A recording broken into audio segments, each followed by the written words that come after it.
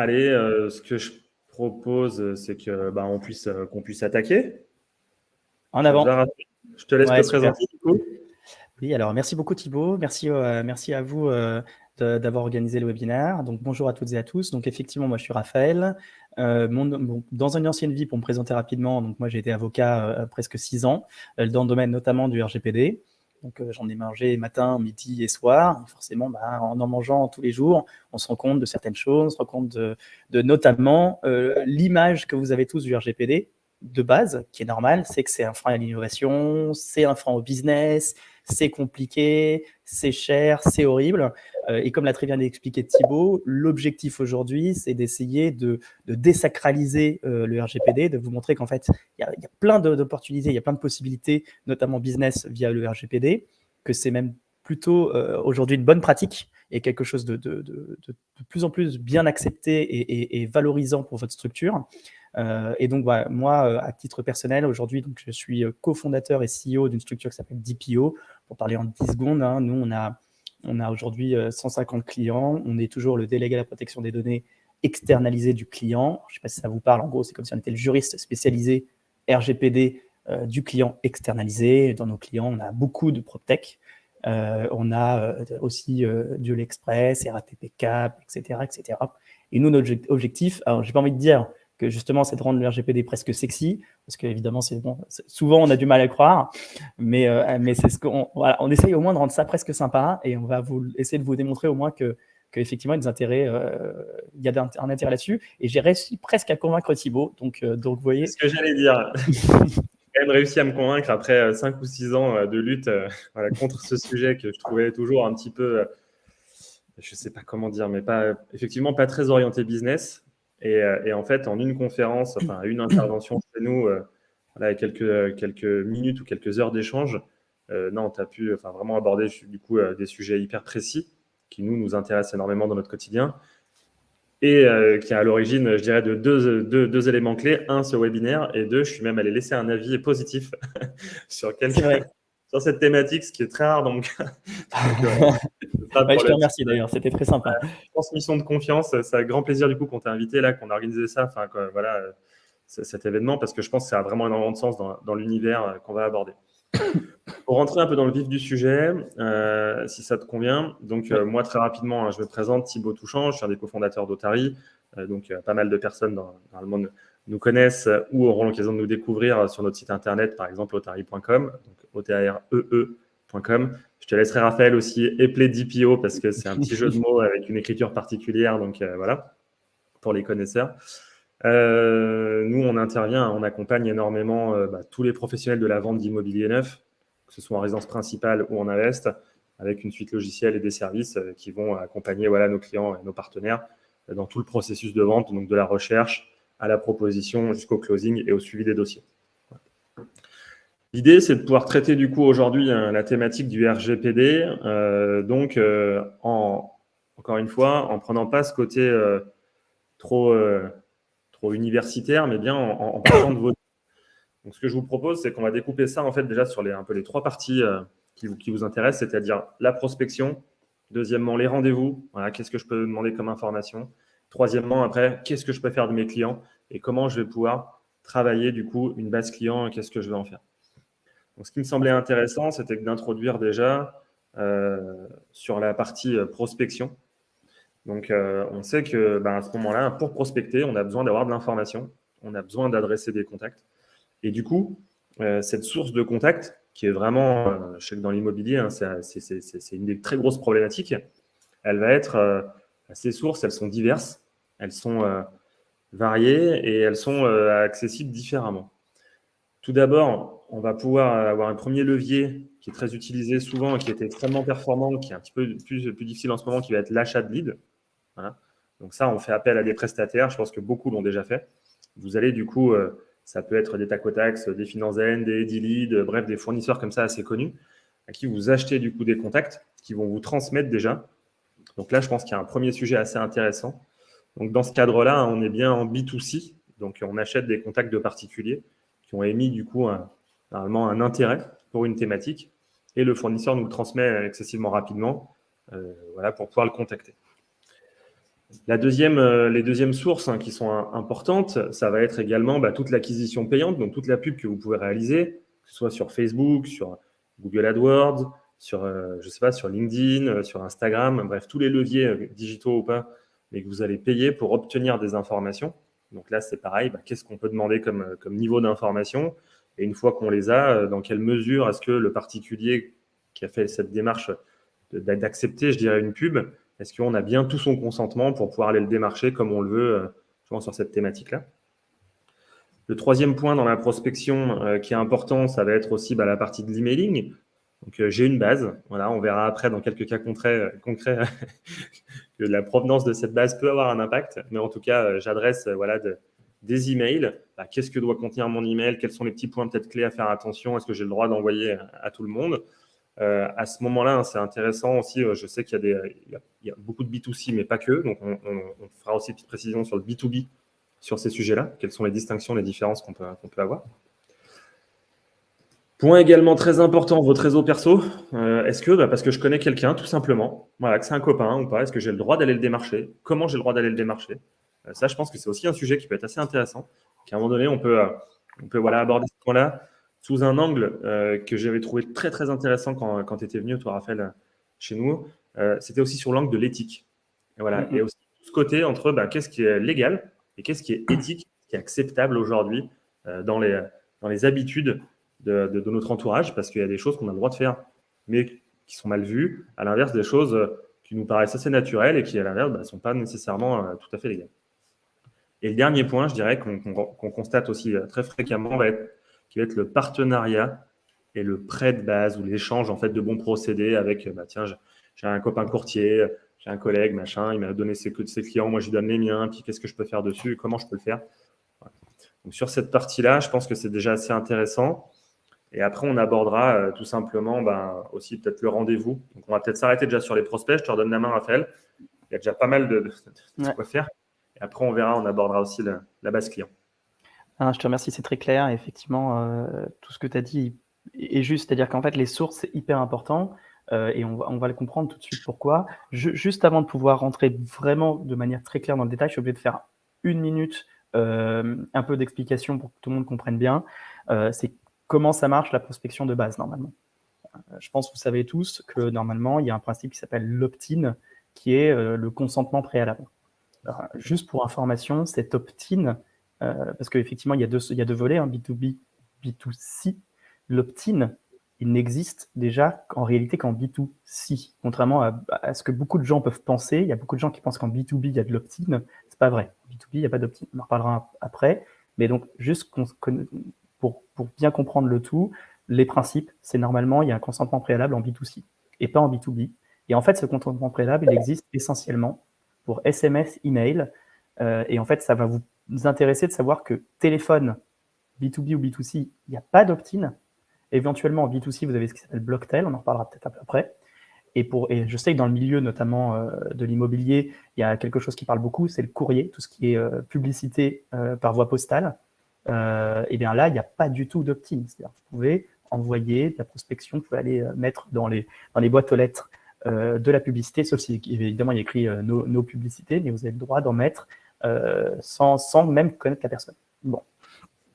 Maintenant qu'on a dit ça, effectivement, si on parle donc d'abord de l'achat de lead. Alors là, c'est effectivement plutôt du B2C. Pourquoi c'est plutôt du B2C? Alors ça peut exister en B2B, ceci dit, mais c'est de moins en moins vrai. Mais effectivement, vous avez le droit d'acheter des bases en B2C. Attention uniquement à une chose, en fait, quand vous achetez, c'est que la personne qui vous vend, alors aujourd'hui les acteurs sont quand même reconnus et quand même normalement, ils font les choses bien.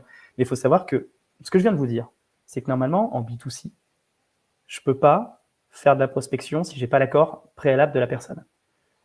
Donc ça veut dire que normalement, vous, si on vous envoie une base, vous n'avez pas le droit normalement d'aller prospecter cette personne, elle ne vous connaît pas, ni d'Ève, ni d'Adam.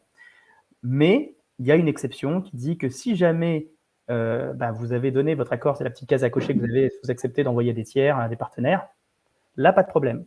Donc ça veut dire que la personne qui vous vend cette base, elle doit, elle, avoir recueilli toutes ces informations-là, tous ces consentements préalables, elle doit donc pouvoir vous le démontrer. Et c'est là où je veux en venir, c'est que vous, la seule chose, quand vous faites de l'acquisition de bases de données, la seule chose que vous devez vous assurer, c'est que contractuellement, la personne qui vous le vend vous s'engage à respecter le RGPD, mais surtout est capable de vous démontrer que ses sources, justement, qu'elle-même, sa source, elle a bien été conforme au RGPD. C'est-à-dire qu'elle-même, imaginons, moi, je vous vends une base. Pour pouvoir vous vendre cette base, en B2C, il faut que j'ai recueilli l'accord de mes leads pour pouvoir vous envoyer de la prospection à des partenaires que vous ne connaissez, que mes leads ne connaissent pas. D'accord? Et ça, je dois pouvoir le démontrer. Donc, je dois pouvoir avoir les logs d'acceptation. Si je ne peux pas le faire, en fait, je vous mets vous en danger. D'accord? Parce que vous devez après, en fait, qu'est-ce qui va se passer? Vous allez prospecter des gens via une base, et ces gens-là, ils vont vous demander comment vous avez eu ces informations. Et on en revient à la source. Pourquoi on en revient à la source? Parce que ce qu'impose le RGPD, quand vous faites de la prospection, peu importe le moyen, c'est d'informer, je recommence pour que ce soit plus simple. Si vous avez prospecté la personne directement, pas de problème.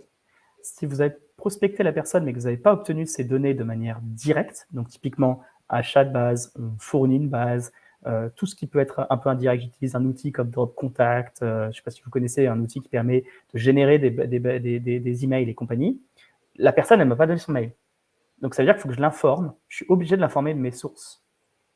Donc je peux lui dire, j'ai eu ton information via une base de données, par exemple. D'accord? Via une base de données d'un prestataire, de tel prestataire. Mais il faut pouvoir le démontrer, il faut que lui puisse le démontrer. Si ce n'est pas le cas, danger. Donc, je résume, je vais faire beaucoup plus simple. Si vous faites de l'acquisition de base, la seule chose qui est importante, c'est de vérifier que la personne qui vous le vend est en capacité de démontrer la source, est en capacité, si jamais on vous demande, de pouvoir vous fournir toutes les sources nécessaires. OK? Ok, merci sur ce point. Est-ce qu'il y a une espèce de label où on pourrait leur dire, bah voilà, est-ce que, alors on dit souvent, enfin, on voit RGPD, le logo RGPD qui arrive un peu plus tard sur les sites internet, mais à ces fournisseurs, on peut leur demander, on leur fait un petit mail en disant, pouvez-vous me confirmer que vous disposez bien de toutes les sources d'acquisition de ces contacts, des contacts que vous me transférez? Et est-ce que ça, du coup, si j'ai bien compris, ça suffit? Nous, on peut l'enregistrer, le conserver dans nos dossiers, et en cas de contrôle demain ou en cas de plainte de quelqu'un, dire, bah écoutez, moi j'avais fait mon job de vérification auprès du fournisseur, et c'est lui qui a menti dans ce document. Est-ce qu'un mail suffit ou est-ce qu'un autre doc est nécessaire? Alors c'est exactement ça, parce que en fait, il faut comprendre que là, on est vraiment dans le contractuel pur. C'est que lui, normalement, il s'engage. Donc il y a deux choses. Soit dans ces documents contractuels CGV, typiquement, il s'engage bien à avoir tout ce qu'il faut, à pouvoir démontrer ce qu'il faut, sur demande, etc. Là, pas de problème, il s'est déjà engagé contractuellement. Par contre, et c'est là où il faut faire attention, si vous vraiment regardez ce point-là, si vous faites de l'achat de base, regardez la clause RGPD des CGV de votre prestataire. S'il y a quasiment rien, ou que c'est très flou, ou alors qu'il y a écrit juste « oui, on respecte le RGPD sans plus », clairement, n'hésitez pas à faire ce que Thibaut vous a dit, c'est-à-dire vous envoyer un mail en disant on a un doute sur l'aspect RGPD, est-ce que vous pouvez nous démontrer que vous êtes RGPD compliant? Est-ce que vous l'êtes ou pas? Est-ce que les bases sont bien conformes? Et est-ce que vous pouvez le démontrer? Si vous dites oui, il s'est engagé contractuellement. C'est son problème après. Voilà. Vous aurez juste, effectivement, en cas de contrôle, à dire j'ai cette base, j'ai fait le contrôle, où il s'engage. S'il y a un problème, vous allez voir lui, c'est pas moi. Très bien. Et ça, il n'y a aucun problème là-dessus. Parce que ce n'est pas vous qui êtes à l'origine de la création de la base. Ce serait différent si c'était vous qui étiez à l'origine de la création de la base, bien sûr. Et si vous avez menti, c'est tant pis pour lui. Okay. Ah oui, et puis si vous avez menti, vous avez le droit de l'attaquer pour une exécution contractuelle. Il n'y a pas que la CNIL qui peut l'attaquer, bien sûr. Après, il y a tout ce qui est l'acquisition Facebook et compagnie. Alors, il y a deux choses là-dedans. Il y a tout ce qui va être... Donc, c'est que là, vous constituez votre propre base. Là, on est, que ce soit B2B, B2C, de toute façon, la personne, en fait, le principe, c'est effectivement que les personnes viennent sur votre site, qu'ils aillent sur le formulaire de contact, qu'ils vous appellent, qu'ils vous laissent un message, peu importe. En tout cas, ce qui est intéressant, ce qui est important, c'est qu'ils viennent et qu'ils vous contactent, d'accord? Parce que de toute façon, si la personne vient via Facebook, elle vient sur votre site, vous avez l'aspect cookies. L'aspect cookies, il n'est pas vraiment identifiant. Il vous donne des informations, mais il n'est pas identifiant. Et après, il y a l'aspect vraiment constitution de base, la personne vous appelle. Si la personne vous appelle, donc je suis le flow, je suis sur LinkedIn, je suis sur Facebook, peu importe, je vois une publicité Otari, hop, ça m'intéresse, c'est exactement ce que je voulais. Je clique, j'arrive sur le site Otari, je suis intéressé, je contacte. Pas de problème, à partir de là, vous avez son contact, qu'on soit B2B, B2C, vous avez le droit de le contacter sans problème, d'accord? La seule chose qu'il faut faire, il y a 2 choses à respecter, et que ce soit B2B, B2C. Un, c'est la durée, pendant combien de temps vous pouvez le prospecter. C'est-à-dire qu'en fait, vous avez le droit, donc il vous a contacté, vous avez le droit de l'entrer dans votre base de données, vous avez le droit de lui envoyer de la prospection commerciale, vous avez par email, par SMS, peu importe, par téléphone. Par contre, ce qui est fondamental, c'est déjà vous avez le droit de le faire que pendant 3 ans, à compter du dernier contact. C'est-à-dire que je vous ai contacté une fois, je suis intéressé par un logement neuf. Là, il se passe un délai de 3 ans, où pendant 3 ans, vous avez le droit de me contacter. Si ce délai est dépassé de 3 ans et que je ne vous ai jamais recontacté depuis, vous n'avez plus le droit de me contacter. C'est interdit, d'accord? Ça, c'est le premier point. Le deuxième point, c'est qu'il faut en fait toujours permettre aux personnes, je vous ai parlé d'opt-in tout à l'heure, c'est-à-dire le consentement qui permet, qui autorise la prospection, mais peut-être qu'un terme vous parle, c'est l'opt-out. L'opt-out, c'est quoi? C'est le fameux bouton se désabonner qu'on a dans tous les mails. Ne l'oubliez pas, celui-là est fondamental parce qu'en fait, vous avez le droit de prospecter pendant 3 ans jusqu'au dernier contact, mais à la condition que vous ayez, informé des sources, je vous en ai parlé tout à l'heure, mais 2, que vous ayez le bouton désabonner. Si jamais il se désabonne, avant la fin des périodes des 3 ans, vous n'avez plus le droit de le prospecter. D'accord? On est d'accord. Un dernier point qui est intéressant pour la reconstitution de base, parce que, et ça d'ailleurs, je l'ai déjà vu, alors je ne sais pas si ça vous arriverait, mais attention à ce point-là, je le dis parce que je l'ai vu il n'y a pas longtemps. On vous propose une base de données qui, par exemple, on vous dit, je cède ma structure, j'ai une base de données que je veux vendre, qui fait partie du fonds de commerce, par exemple, du bail. Attention, parce qu'en fait, vous avez peut-être dans la base, vous allez avoir 2000 contacts, mais en fait, il y en a peut-être 1500 où le délai de 3 ans est dépassé. Donc, vous n'avez plus le droit de les contacter. Donc, en fait, la valeur n'est pas la même. Hein, et je vous dis ça parce que justement, comment on fait pour valoriser sa base et pour qu'elle continue à être alimentée? Parce qu'on va dire, au bout de 3 ans, il faut arrêter de prospecter. Embêtant. Donc, comment on fait? C'est en fait, par exemple, à J-1 mois, enfin à M-1, ou à S-2, peu importe, c'est vous qui décidez. En gros, avant la fin du délai de 3 ans, si jamais vous n'avez jamais recontacté, vous avez le droit de lui envoyer un email ou de le contacter, lui dire, écoutez, on vous a dans notre base de données. Est-ce que vous êtes encore intéressé par des logements neufs? Si oui, est-ce que je peux continuer à vous envoyer de la prospection? S'il dit oui, pas de problème. Vous avez le droit de continuer. Le délai, il repart. Ça, c'est la première chose. Et si vous recontactez au fur et à mesure, donc vous avez plusieurs contacts, à chaque fois, le délai repart. Je vous ai contacté une fois, le délai de 3 ans. 2 mois après, je vous recontacte, hop, ça repart pour 3 ans. Donc ça permet d'avoir une base qui est à jour quotidiennement et qui est utilisable quotidiennement. Ok. Donc ça, c'est important. C'est très important. Et vraiment, faites attention effectivement à la session de base. D'ailleurs, en fait, j'en reviens à tout à l'heure, à l'achat de lead dont tu parlais, Thibaut. Normalement, les sociétés, elles font quand même très attention à ce point-là, les questions de durée de conservation. Normalement, c'est qui vendent, il n'y a pas le sujet, c'est pour ça que je n'en ai pas parlé. Mais imaginons, c'est un acteur qui n'est pas très sérieux, il faut s'assurer que la base, en fait, elle est utilisable. Encore une fois. Super. Sur la partie, après, du coup, je vais direct à la fin, du prêt de base, du partenariat. Tu dis, tiens, ouais, j'ai un confrère avec qui je travaille, avec qui je m'envoie beaucoup de business parce il est courtier, je ne sais pas, il est banquier, voilà. Et on se dit, tiens, est-ce qu'on voudrait faire soit, premier cas de figure, une communication commune, soit deuxième cas de figure plutôt, ça, il me prête sa base, ça me permet de shooter dessus, moi je lui prête la mienne, on échange. Est-ce que ça, on a le droit de le faire? Si oui, qu'est-ce qu'on doit mettre dedans? Alors, bonne question, à ton avis? On n'a pas vraiment le droit de le faire. En fait, ça dépend de quand on parle. En B2C, c'est no way.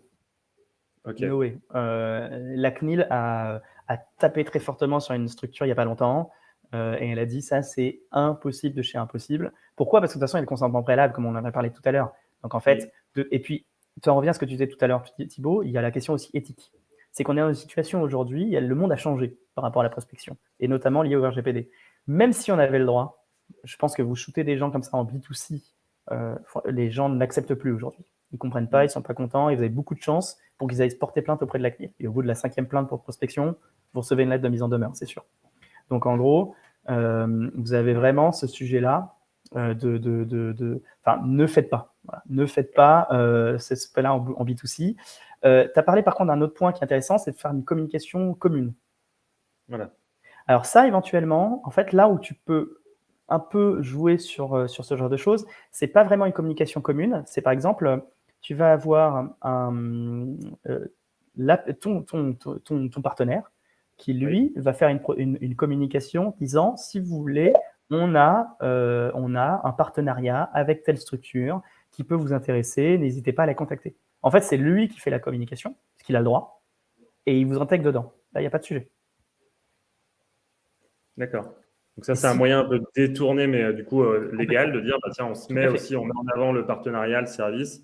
Tout à fait. Bon, c'est un peu différent, c'est un peu plus engageant, puisque du coup, bah, ça officialise un peu un lien de partenariat. Mais du coup, voilà. Mais ça, tu as tout à fait le droit. Et alors, il y a une autre possibilité, c'est ce qu'on est en train de faire maintenant. Tu fais un événement commun. Tu fais un événement commun, donc la base de données, elle est commune.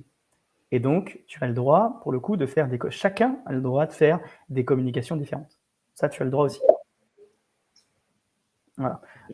Et juste un point, c'est sur le B2B. Sur le B2B, oui, on a le droit. Alors, il y a beaucoup de gens qui vous diraient c'est totalement interdit, c'est totalement scandaleux, la CNIL n'a jamais dit ça, etc. C'est-à-dire de transférer des bases en B2B. La réalité, c'est que la CNIL, à chaque fois qu'elle fait une communication, du moins de ce que j'ai vu moi, en termes de transfert de base, elle fait exprès de ne pas dire si c'est du B2B, B2C. Comme ça, elle entretient le flou. Mais la réalité, c'est que juridiquement, si on est sur même logiquement, on a dit tout à l'heure qu'il n'y a pas de consentement préalable. Pas de consentement préalable en B2B, qu'est-ce que ça veut dire? Ça veut dire que j'ai le droit de faire de la prospection comme je veux. J'ai le droit d'aller sur LinkedIn, de constituer ma base et d'aller shooter des gens. La seule chose que je dois faire, c'est de les informer de ma source. Je l'ai eu sur LinkedIn, j'ai eu par une base, etc. Donc, il n'y a aucune raison juridique qui m'interdit, par exemple, j'ai une base de données, imaginons PropTech, de l'envoyer au Rotary ou inversement. La seule chose qu'ils doivent faire, c'est dans l'information, dans le mail qu'ils vont envoyer, il y a une petite mention en dessous, attendre cette mention d'indiquer la source. Je l'ai eu, par exemple, par l'intermédiaire d'un de mes partenaires, d'un de mes clients. Voilà. À partir du moment où on a respecté ça, il n'y a normalement rien juridiquement qui s'y oppose. Néanmoins, est-ce que l'opt-out est également tout à fait, toujours avoir l'opt-out. Lien pour tout le monde, lien de désinscription et toujours, de la source où on a obtenu l'information pour montrer qu'on n'a pas volé, je dirais, l'information et qu'on l'a bien obtenue légalement. C'est ça. Exactement. Nous, par exemple, dans nos mails de prospection commerciale, parce que nous, on fait de la prospection commerciale alors qu'on fait du RGPD, typiquement, voilà, et typiquement, on met un pavé où on explique qu'on a eu les données soit via LinkedIn, via justement Drop Contact, on utilise cet outil, etc. Et en fait, ça permet, on parlait d'éthique tout à l'heure. En fait, et nous, tu le sais Thibaut, on a été victime de cette confusion entre le légal et l'éthique. Parce que nous, au début, pour vous donner juste un micro use case, c'est qu'on parle tout à l'heure du lien des inscriptions. Le lien des inscriptions, il est effectivement, l'opt-out est souvent considéré est souvent mis en œuvre via un lien des inscriptions, ce que tout le monde connaît. Mais en fait, c'est pas obligatoire. Ce qui est obligatoire, c'est de permettre à la personne de se désabonner. Peu importe que ce soit un lien de désabonnement ou que ce soit, par exemple, par SMS, c'est toujours vous envoyez stop, par exemple, au SMS, c'est pas un lien des inscriptions. Et en fait, les liens des inscriptions, c'est même pas en vrai la meilleure. Si on veut respecter le RGPD de manière ayatollah, c'est pas la meilleure pratique. La meilleure pratique, c'est plutôt le stop. Et donc, nous, on nous mettait dans nos mails, dans nos mails, on disait dites stop. Envoyer stop à tel mail. Et en fait, on s'est fait massacrer par une personne sur LinkedIn qui pensait qu'on ne respectait pas le RGPD parce qu'on n'avait pas mis le lien de description, mais on avait mis stop. Et voilà, donc il y a vraiment là où faire attention, c'est que, et c'est là où je veux en venir avec la transfert de base de données en B2B, vous avez le droit de le faire, mais attention à l'éthique. C'est-à-dire que vous avez le droit de le faire, mais les gens comprennent très bien que vous ayez constitué votre base via LinkedIn. Ils ont du plus de mal à comprendre qu'on vous ait envoyé une base comme ça toute faite et que vous l'utilisez. Pour aller encore un tout petit peu sur ce cas précis, je sais qu'il y a beaucoup aussi de... Et là c'est un point qui est peut-être un peu touchy, et je n'ai pas du tout de la réponse, mais que je trouve intéressant. On a des mandataires qui appartiennent à un réseau et qui donc vont bosser en équipe dans des agences ou dans le réseau. Et la plupart des mandataires vont faire de l'ancien. Certains vont être spécialisés dans le neuf, soit en résidence principale ou en invest. De la même manière, est-ce que quand un contact est capté sous une enseigne, est-ce que du coup on a le droit de se le transmettre parce que je dirais, ben, tiens, on répond toujours à la demande du particulier qui, lui, a fait la première démarche. Donc à ce moment-là, est-ce qu'un particulier qui vient sur un site web et qui dit bah oui, je cherche un bien, est-ce qu'on a le droit, du coup, plusieurs personnes dans le même réseau de l'adresser à ce moment-là?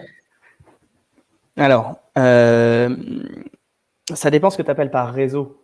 Alors, tu vois, il y a des enseignes, je ne sais pas, EXP, si tu parles d'une ancienne, comme par exemple IAD, voilà, plein de réseaux comme ça qui voilà, vont du coup faire de la pub et qui vont communiquer. Mais après, au sein de ces réseaux, les gens sont juridiquement indépendants, oui, c'est ça. mais sont liés par un contrat de mandat, en fait, de mandant, quoi, mandataire. Tout à fait. Alors, comme ça, je te dirais non. C'est une question qui est assez compliquée. Non, mais là, non, mais tu me poses pas une colle. Hein. C'est juste que je veux être sûr de pas me tromper sur ce que je te dis et je veux être sûr de bien comprendre. Donc, tu as le B2C mandataire, il appartient à un réseau, mais on est d'accord, toutes les structures sont indépendantes. Ouais, c'est voilà, pas comme, c'est même, on parle même pas de franchise là, on parle vraiment de. Non, c'est vraiment de la micro-entreprise. On est d'accord.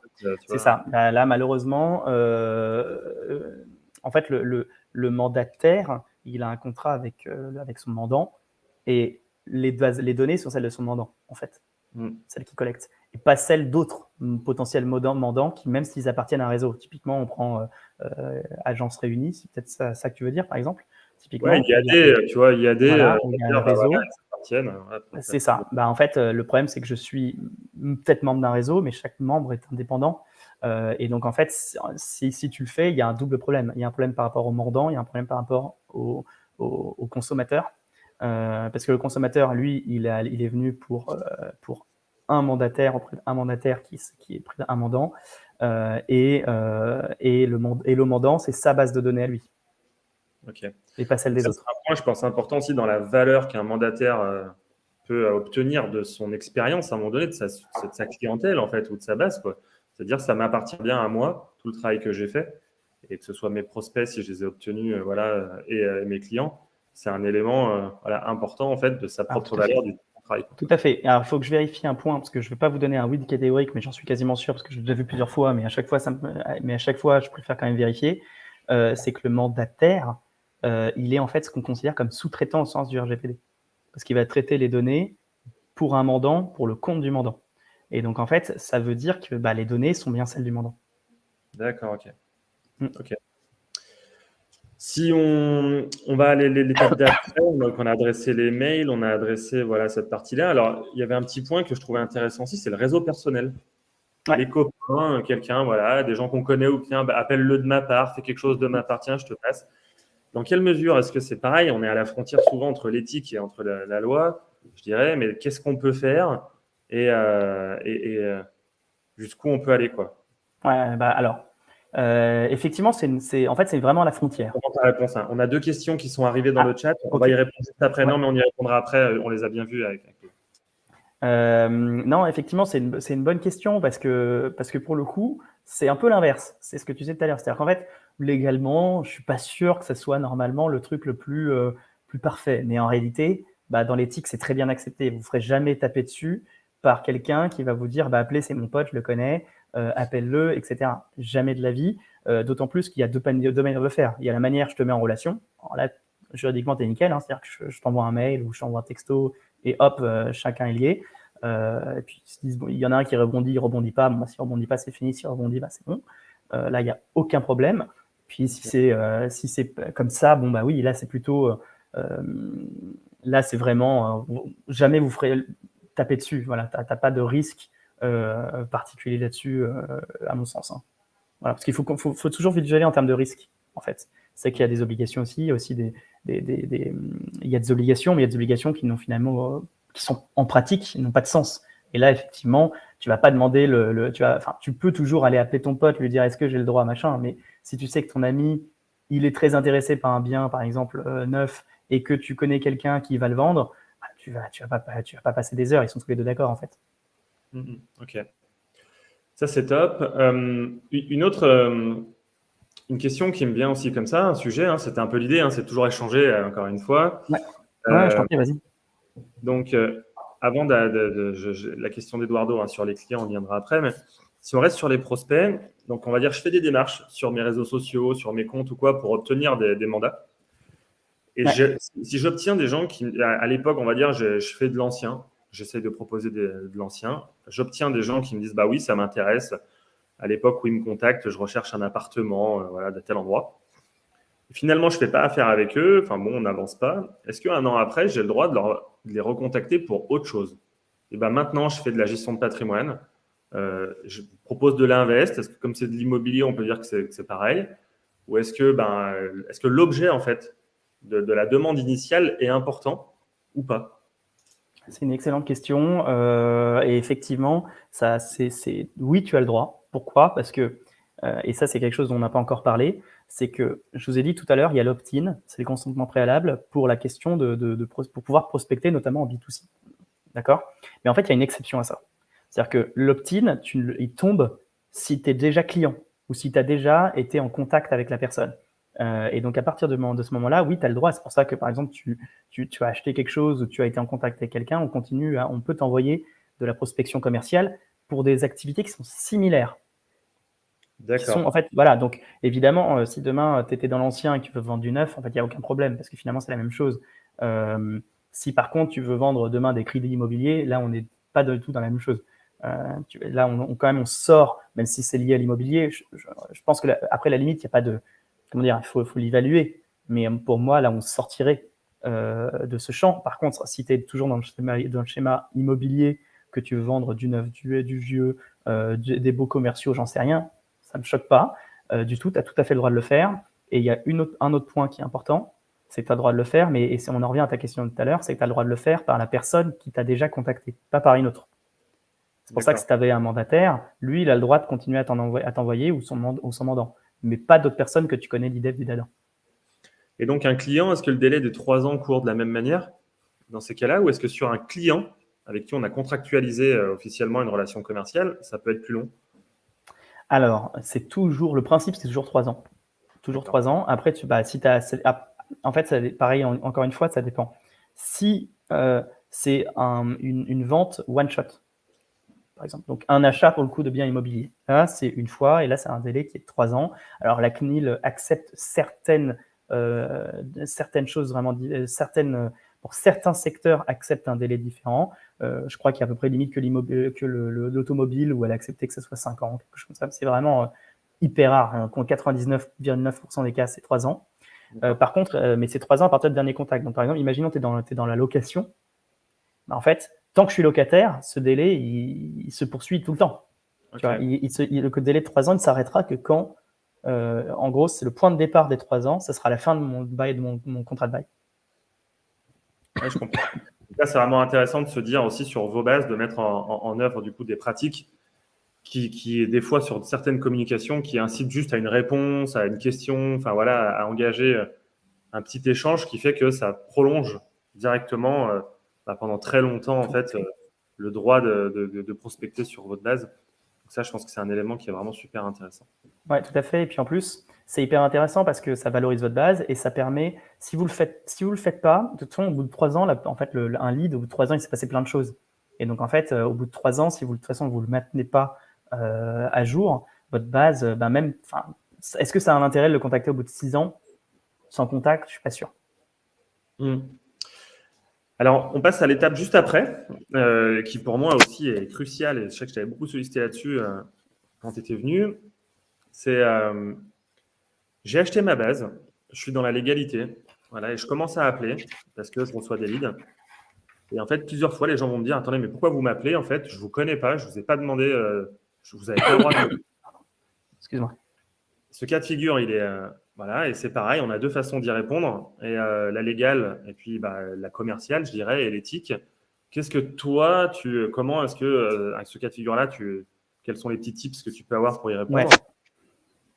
Alors, oui, juste un point, excusez-moi, je suis un petit peu malade, donc ça m'arrive de tousser. Je suis désolé, Thibaut, je t'ai coupé. Voilà, j'essaye c'est pour ça que je bois beaucoup d'eau pour essayer de pas tousser. Donc oui, effectivement, comme on le disait tout à l'heure, vous avez le droit d'appeler, vous avez le droit d'envoyer des emails, vous avez le droit même dans certains cas d'envoyer des SMS en ayant acheté une base. Et effectivement, qu'est-ce qui va se passer? Les gens ils vont se dire, mais je vous connais pas, pourquoi vous vous appelez? Et ça arrive souvent, et les gens sont de plus en plus virulents là-dessus. Et donc effectivement, les bons tips pour éviter de se faire taper dessus, c'est encore une fois, c'est en fait la bonne information. Et donc, que ce soit par mail ou par SMS ou par téléphone, en fait, ce qu'il faut faire, c'est de dire, voilà, on est machin, on a eu vos informations par tel moyen. Si vous voulez plus d'informations, vous avez un droit d'accès, de machin. Vraiment, dire en fait une petite phrase RGPD de 10 secondes. Hein. Mais voilà, on a eu vos informations par tel moyen.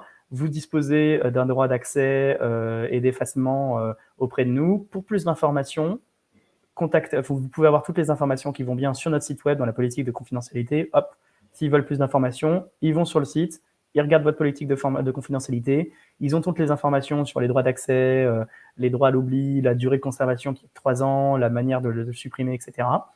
Et vous avez fait votre travail, d'accord? Donc, c'est vraiment une question de en fait, il ne faut pas avoir peur de dire pourquoi vous avez eu la donnée et comment vous l'avez eue. Et ça, il ne faut vraiment pas avoir peur de le faire. Parce que plus vous donnez d'informations, plus vous rassurez les gens. Et déjà, un, c'est une obligation. Et deux, en fait, ça marche très bien. Et c'est vrai que nous, c'est ce qu'on fait. Franchement, comment on fait RGPD, comme on fait du RGPD, quand on fait de la prospection, les gens ils se disent « Oh, mais vous ne respectez pas le RGPD, vous faites de la prospection, c'est scandaleux. » Donc, on a un bon pavé, ce qui fait qu'on a réduit de 99,9% les messages virulents. Parce que les gens savent pourquoi et comment. Donc, n'hésitez pas, et c'est hyper important, à avoir cette petite mention, que ce soit dans un mail ou par téléphone. Et juste un dernier point, c'est que vous ne pouvez pas tout dire au téléphone et vous ne pouvez pas tout dire dans la mention. C'est impossible, parce qu'en fait, le RGPD vous impose d'avoir la fameuse politique de confidentialité ou qui fait un pavé. Donc, évidemment, vous n'allez pas passer 3 heures à tout dire au téléphone. C'est pour ça que je vous dis, ce que vous faites, c'est que vous avez la meilleure pratique, c'est que vous avez une politique de confidentialité avec tous les traitements que vous mettez en œuvre, dont la prospection, sur votre site. Tout est centralisé sur une politique sur votre site. Et comme ça, vous renvoyez tout le monde vers ça. Voilà. Ah oui, vous voulez plus d'infos? Allez, n'hésitez pas, il y a toutes les informations qui vont bien. Je pense que c'est vraiment important. C'est que dans ces cas-là, ça peut être aussi une opportunité de montrer son professionnalisme et de dire, écoutez, voilà, moi, je comprends. Effectivement, on ne se connaît pas. J'ai obtenu vos informations par un partenaire, un tel ou un tel. Voilà. Ce que je vous propose, c'est que nous, on est très sensible justement au respect des données personnelles. Donc, je vous donne accès à notre site internet dans lequel vous avez toutes les démarches. Vous pouvez juste m'adresser un mail et on vous retirera, bien entendu. Voilà. Et une fois qu'on a dit ça, on peut dire, voilà, en revanche, vous aviez quand même émis un intérêt sur tel sujet. Est-ce que vous souhaitez qu'on en parle ou pas? Et je pense que si on l'a abordé de manière positive, en laissant la liberté aux particuliers, bien entendu, de faire toutes les démarches auxquelles il a le droit et de garder ces données, on peut très bien engager une discussion avec, du coup, avoir retourné un petit peu la frustration et la virulence du propos de départ, et du coup, sur des bases très saines et très professionnelles, et dire, voilà, comment ça passe. Alors, c'est tout à fait juste, hein, Thibaut, je suis entièrement d'accord avec ce que dit Thibaut. Nous, on le fait, et ça marche très bien. Effectivement, souvent, vous allez avoir des gens, en fait, qui comprennent pas pourquoi, même si vous avez mis toute l'information, si vous avez un message virulent, c'est les gens qui comprennent pas. Et donc, en fait, en leur expliquant gentiment, effectivement, nous, on est très sensible à ça, on fait très attention, voilà, on un peu mis à culpa, peut-être qu'on n'a pas assez expliqué, on est navré, mais on peut encore plus vous expliquer, n'hésitez pas, hein, ça marche très bien. C'est vraiment très important parce que on sait qu'aujourd'hui, il y a 2 sujets. Là, on parle aussi beaucoup de ce qu'on a le droit de faire et de la CNIL en cas de risque, en cas de contrôle ou en cas de dénonciation. Mais il peut aussi y avoir, et toi, Raphaël, tu l'as bien connu, tu en parlais tout à l'heure, je te remercie de cette transparence, un peu un bad buzz sur les réseaux, d'autant plus en étant professionnel, tu t'es fait attaquer de manière très virulente par quelqu'un qui a un énorme réseau très médiatique, voilà, sur une erreur de sa part. Et ça a été assez compliqué pour toi, mais finalement, tu t'en es sorti par le haut. Voilà, parce que tu as répondu déjà, sans agressivité, en disant pas la loi me permet, juste et la loi c'est ça, en disant bien, alors premièrement, oui, même si la loi me le permet, peut-être qu'on peut faire autrement, et voilà ce qu'on a proposé, ce qu'on a mis en place pour le respecter. Et finalement, en engageant une discussion aussi assez courtoise et en allant un peu affronter, sans être ni donneur de leçons, ni violent à soi-même, en allant affronter ces sujets-là. Et je pense que c'est important pour vous aussi d'avoir toujours bien à l'esprit ce côté-là. On a beau devoir faire du business, on a beau être dans son droit ou des fois pas. attention aussi à ce sujet d'éthique qui, moi, je trouve, encore une fois, est encore plus important presque aujourd'hui, surtout quand on est indépendant, que réellement la CNIL, dans le sens où la CNIL irait pas très souvent taper sur des indépendants, il faut vraiment y aller fort, tout simplement par un souci de solvabilité, hein. Et aussi des démarches qu'ils engagent. En revanche, vous avez, à mon avis, votre réputation est un capital considérable pour vous en tant qu'indépendant, que vous apparteniez à un réseau ou pas. C'est votre principale valeur et le professionnalisme. Et ces sujets-là sont vraiment dans la tête du particulier et doivent arriver souvent. Et donc, ça peut être un levier, c'était tout l'objet aussi de ce matin, d'en faire un levier de différenciation et d'argumentation.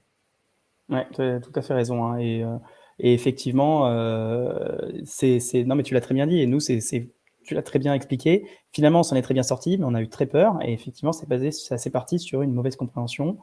Et comme quoi, on a aussi nous-mêmes appris, et c'est ce que je vous disais tout à l'heure, typiquement, le bouton de désinscription n'est pas une obligation, puisqu'on peut trouver d'autres moyens qui sont finalement plus RGPD. Mais aujourd'hui, on s'aperçoit que c'est tellement une pratique qui est entrée dans les têtes qu'en fait, si vous ne l'avez pas, même si vous proposez une autre manière, et ben en fait, vous allez paraître comme ne respectant pas. Donc, en fait, effectivement, il y a par moment une confusion qui va se faire entre l'éthique et des sortes de bonnes pratiques qui vont se créer. Et donc, n'hésitez pas plutôt je vous invite effectivement pour l'opt-out, par exemple, à mettre ça.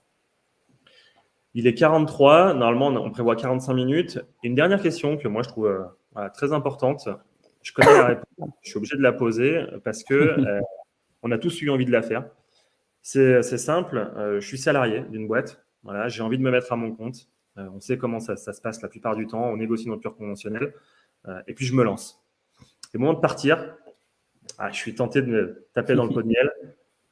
C'est un peu les miens les contacts, puisque c'est moi qui ai bossé pendant 3, 4, 5 ans. Eh ben, je fais un petit export Excel et je pars avec. Alors, non, mais c'est une bonne question. En fait, c'est marrant que tu dis ça. Moi, j'ai travaillé l'un de mes plus gros dossiers quand j'étais avocat. C'était sur une très belle start-up, je ne peux pas dire, mais tout le monde connaît, qui, justement, c'est ça qui s'est passé. Il y a une société concurrentielle qui s'est créée. Lui, il a été embauché pour créer la boîte concurrentielle. Il part, il fait tous les exports.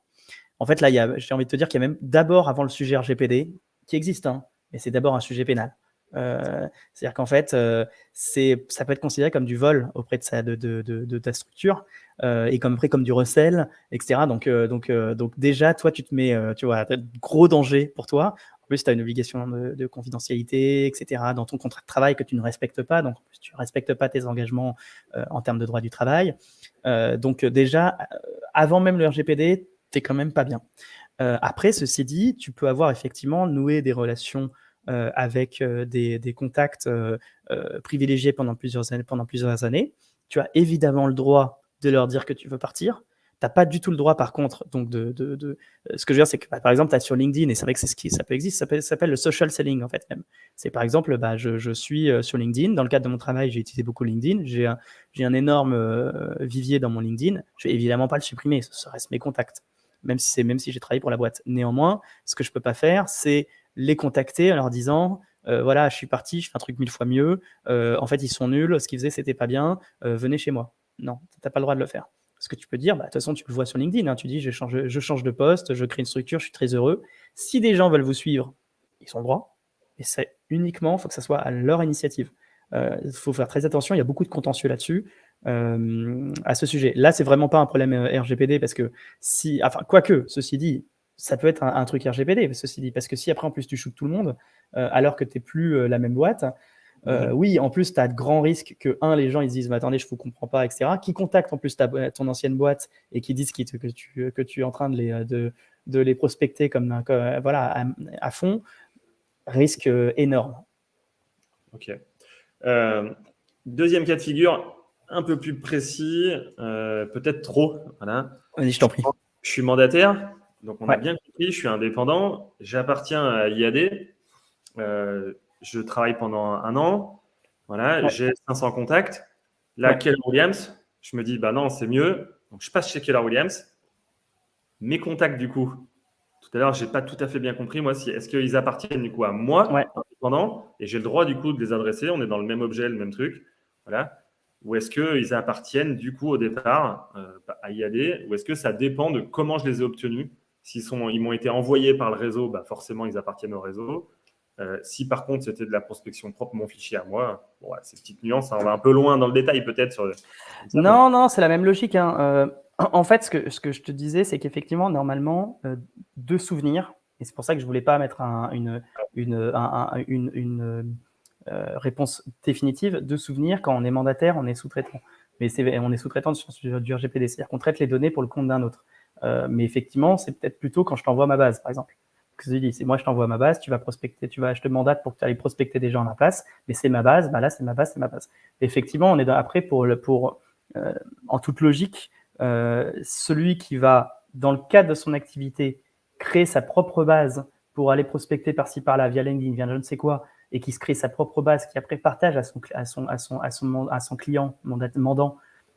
Là, on est dans la même logique qu'avant. C'est-à-dire que je me suis créé une base sur LinkedIn, a priori. Je pense, mais je ne veux pas y mettre un oui définitif. Il faudrait que j'y réfléchisse et que je fasse quelques recherches là-dessus.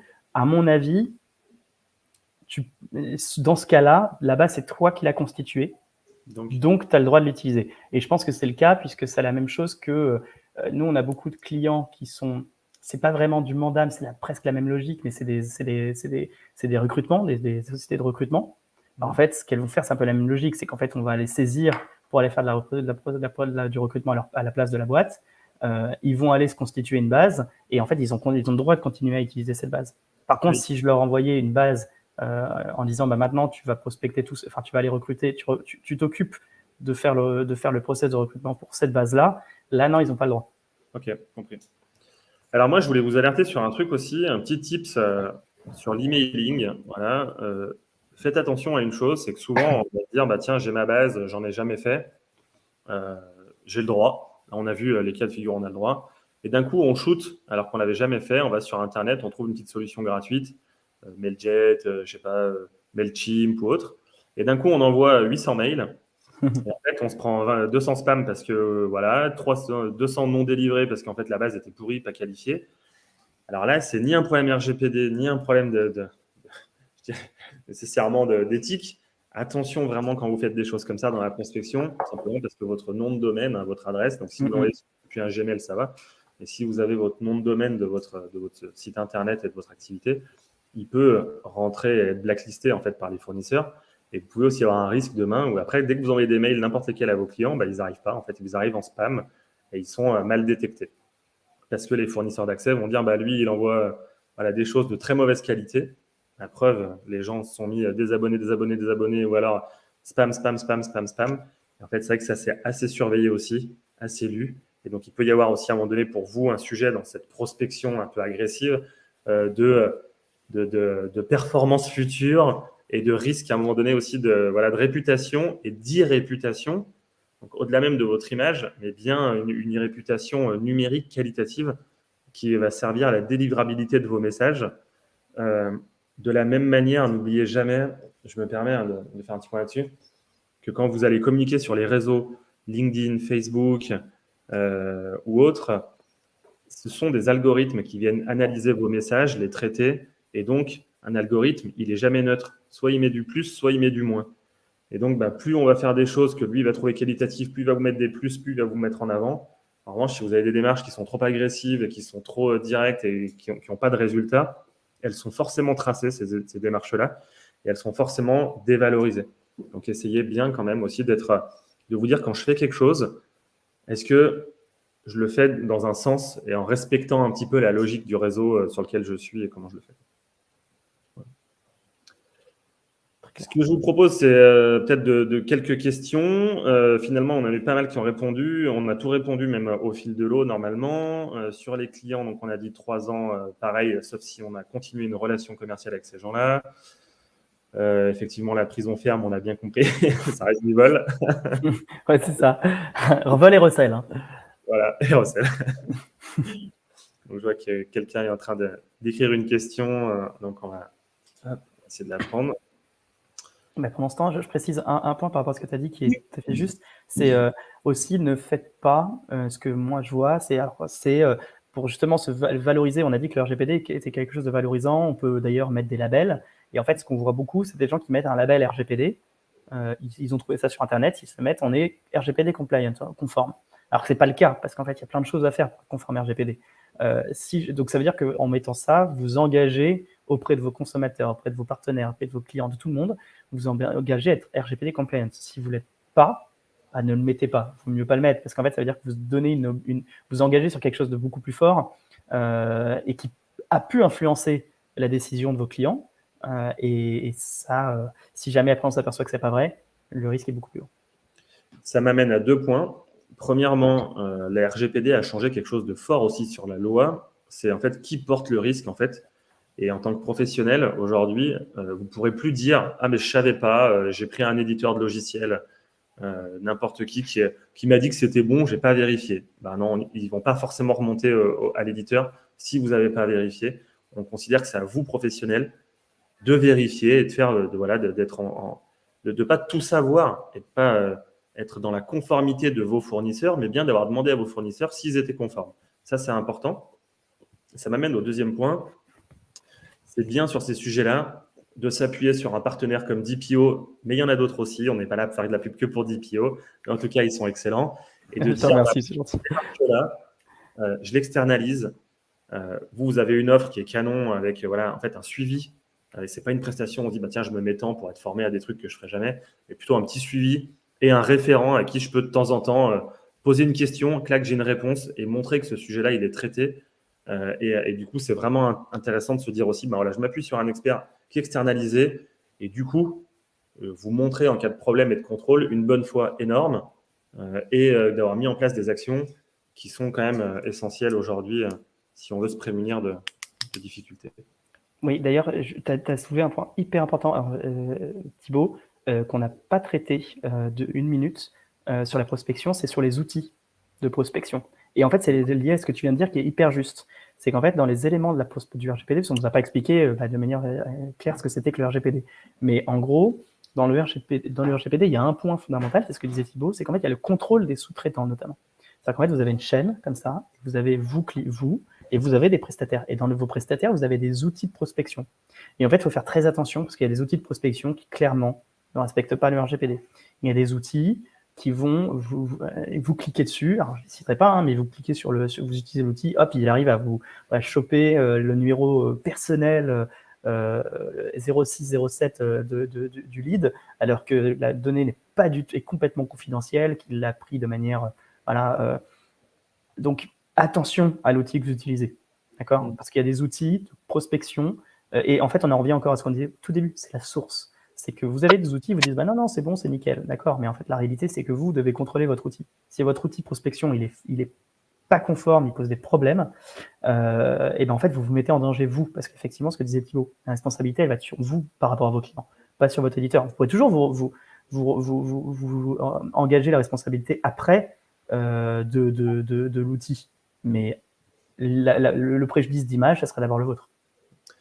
Emmanuel, votre question, je vous en remercie. Je ne comprends pas juste un petit point, je demande une petite précision.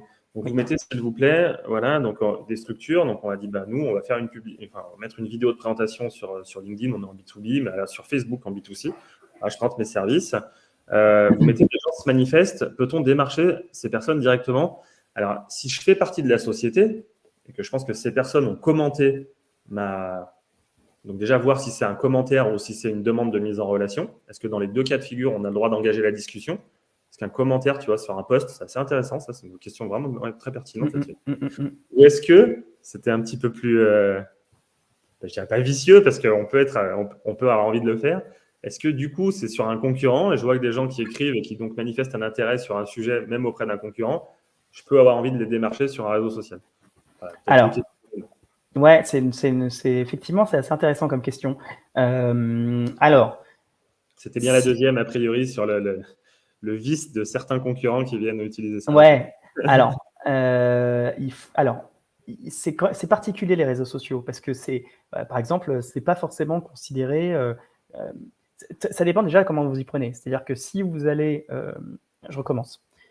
Je mets un post, les gens manifestent un intérêt sur le post. j'ai tout à fait le droit de leur envoyer un mail disant « Merci d'avoir liké mon post. Si vous voulez plus d'informations, n'hésitez pas à me contacter. » Aucun sujet là-dessus. Pourquoi? Parce qu'en fait, c'est lui qui a fait la démarche, une démarche d'intérêt. Et donc après, vous avez le droit de lui envoyer un message pour lui demander plus d'informations. Par contre, ne faites pas, et ça c'est plutôt, encore une fois, presque plus de l'éthique et de la bonne pratique que du légal, mais parce qu'il y a un peu un flou, je dirais, là-dessus. N'allez pas, après, essayer, surtout en B2C, prendre tous les mails de ces gens-là, essayer de trouver tous les mails de ces gens-là et leur envoyer de la prospection tout le temps. Non. Ils vous ont montré un intérêt, vous leur envoyer un message individuel. Nous, on le fait sur les webinaires. Voilà, merci d'avoir participé au webinaire. Est-ce que vous voulez plus d'informations? Les gens, ils disent oui, ils disent non. Voilà. Et après, vous pouvez lancer une discussion sans problème. Et sur les concurrents, par contre, les concurrents, difficile. Normalement, les concurrents, c'est pas leur message. Normalement, ils n'ont pas. Alors, encore une fois, il faut distinguer B2B de B2C. En B2B, ils ont tout à fait le droit. En B2B, ils ont le droit de voir que la personne elle était intéressée par tel service. J'envoie un message disant moi je fournis le même service, ça vous intéresse, allez voir notre site. Là, je pense que c'est en B2C. C'est vraiment. Mais voilà. Et en B2C, comme sur Facebook, on va dire, on va prendre un cabinet, des particuliers échangent et des concurrents viennent voir le nom du particulier et du coup capter cette RFS. Ouais, non, ça non. Après, ça dépend. N'oubliez pas ce que je vous ai dit au début. Après, faut-il avoir l'adresse postale et compagnie, on n'en est pas là, ou téléphone. Mais je vous ai dit au début que par téléphone ou par courrier, il n'y a pas d'opt-in. Donc, ça veut dire que si je sais que telle personne elle est intéressée et que j'arrive à trouver, et c'est encore une question de source, j'arrive à trouver de manière légale son numéro de téléphone, par exemple, ils sont sur profil, j'en sais rien, j'ai le droit de l'appeler. Je suis concurrent, j'ai le droit de l'appeler. Par contre, je n'ai pas le droit de lui envoyer ni des SMS, ni lui envoyer un mail, ni donc de faire de la communication par Facebook. Du coup, avant de conclure, je vous invite à un petit truc. Donc, quand vous voyez des gens comme ça, si vous voulez avoir le droit de le faire, n'hésitez pas, du coup, une fois que vous avez le nom, le prénom, à aller sur LinkedIn typiquement. Et sur LinkedIn, certaines personnes, beaucoup, notamment les jeunes ou quoi, vont laisser leur numéro de téléphone de manière publique dans les coordonnées, en fait. Donc, à ce moment-là, ça peut être une solution de dire, si c'est public dans le profil de cette personne et que bien cette personne, même si elle n'est pas dans mon réseau, c'est que sur LinkedIn, on peut avoir le droit soit de rendre l'information publique, soit réservée à son réseau. Si elle est publique, à ce moment-là, vous pouvez l'appeler. Si c'est réservé à son réseau, vous ne faites pas partie du réseau, il faudra d'abord lui demander de faire partie de son réseau. Une fois que c'est accepté, vous aurez le droit de le faire. C'est ça. Exactement. Voilà. Bon, je crois qu'on arrive au bout. On a abordé énormément de sujets. J'espère que ça vous a plu. Je vois que la très grande majorité est restée du début à la fin, donc normalement c'est souvent un bon signe. On n'a pas une érosion trop forte long. Ce que je vous invite à continuer les conversations, que ce soit avec nous, donc vous pouvez soit aller sur notre site internet et directement faire une demande de démo, comme ça vous laissez bien vos coordonnées qu'on puisse vous rappeler. De toute façon, on se permettra, comme l'a dit Raphaël, mais nous aussi de vous envoyer un mail déjà avec le replay du webinaire et avec vos informations. Et voilà, nous contacter s'il y a quoi que ce soit, on essaye de répondre très très vite. Raphaël, je te laisse peut-être épeler DPO. Ouais, merci beaucoup. Pareil, oui, alors DPO, c'est DI. Alors pour que vous compreniez bien le jeu de mots, c'est que nous, on est les délégués à la protection des données. En anglais, c'est DPO, tout le monde appelle ça comme ça. Et donc nous, c'est DIPEEO. Voilà, donc effectivement, n'hésitez pas à aller sur notre site internet www.dipeo.com. Et nous aussi, évidemment, on vous demandera de nous accepter sur LinkedIn. N'hésitez pas à nous suivre sur les réseaux, on est partout. Si vous avez des questions RGPD, pareil, n'hésitez pas, on se fera toujours un plaisir d'y répondre. Est-ce que tu peux, je suis désolé, c'est la question piège de finale. Non, je peux pas. Un petit ordre de budget, je suis indépendant, oui. Voilà, je me dis, tiens, parce que c'est des sujets qui sont hyper intéressants, mais des fois, on a super peur. On se dit, cabinet d'avocats, ils vont me prendre 1 500 € par jour. Je sais que j'ai besoin de 3 jours. Je me dis, je ne vais pas mettre des budgets comme ça. Est-ce que c'est... tu fais bien. Merci de poser la question. Alors, nous, on a 3 ordres de tarifs. C'est vrai nous, c'est moins de 15 salariés pour une structure, 200 € par mois. Nous, c'est de l'abonnement. Quand on devient donc le délégué à la protection des données, on se nomme auprès de la CNIL. Donc, s'il y a n'importe quelle chose, c'est auprès de nous que la CNIL appelle. Donc, nous, on engage notre responsabilité. Donc, moins de 15 salariés, 200 € par mois. Entre 15 et 50, 400 € par mois. Et si on est un groupe de sociétés, c'est à partir de 600 € par mois. Ok, donc là, c'est une prestation qui est de conseil et presque d'assurance, en fait. Parce que derrière, c'est exactement ça. On a quelqu'un, un référent avec qui on peut échanger. C'est exactement ça. Et comme je te disais, je disais au début, on a beaucoup de PropTech notamment et on a beaucoup aussi d'agences immobilières parce que c'est un secteur en fait où il y a une sensibilité très forte sur les données personnelles, notamment parce que les promoteurs y apportent beaucoup d'importance. Aussi parce qu'en fait, il y a une grosse société, un gros promoteur qui a été condamné à 400 000 € il y a 2 ans ou 3 ans. Donc ça a pas mal poussé le sujet. Ce qui fait qu'il y a un peu un effet boule de neige sur ce sujet-là. Donc c'est vrai que c'est quelque chose où nous, on est effectivement en termes d'assurance, on va répondre aux questions des partenaires, aux questions des clients, s'il y a une violation de données, on vous met en conformité, sur l'aspect business, si vous avez des produits, sur le contrôle des prestataires techniques, des outils. Voilà, on fait tout ça au quotidien. Génial. Merci à tous. Merci beaucoup, Raphaël. Merci Thibaut. Pas Merci à tous. à poser des questions et à très bientôt. Merci, c'était top. À bientôt. Salut.